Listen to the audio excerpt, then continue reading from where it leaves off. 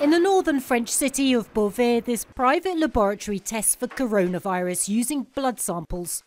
For the equivalent of $30, people without a prescription can find out within a week if they are or have been infected. The test measures antibodies that are created to help the immune system fight infection. It detects if the body is in a phase of active infection, which means the virus is present and antibodies are developing. If the test is negative, the person is either not infected or they're in the incubation period, so it's too early to see the antibodies. The test can also show if you came into contact with the virus a few weeks ago, because the body has developed specific antibodies. Some health experts say that blood tests can help track cases, but are less reliable than the nose and throat swab tests favoured by the government. And while private testing is growing in France, it's not enough to fill the shortfall in the public health system.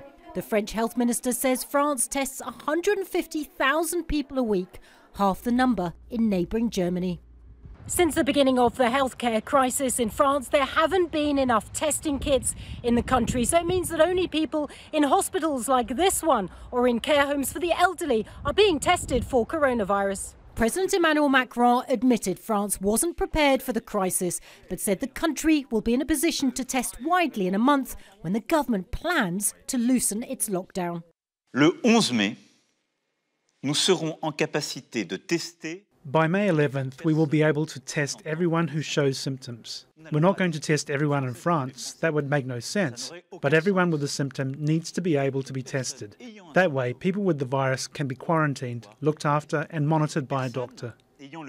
This doctor says that testing is key, but so is more research into understanding the coronavirus. What we're missing is research on infected people, how people are infected, the virus in different regions and how widely the virus is circulating in the population. These studies haven't been done.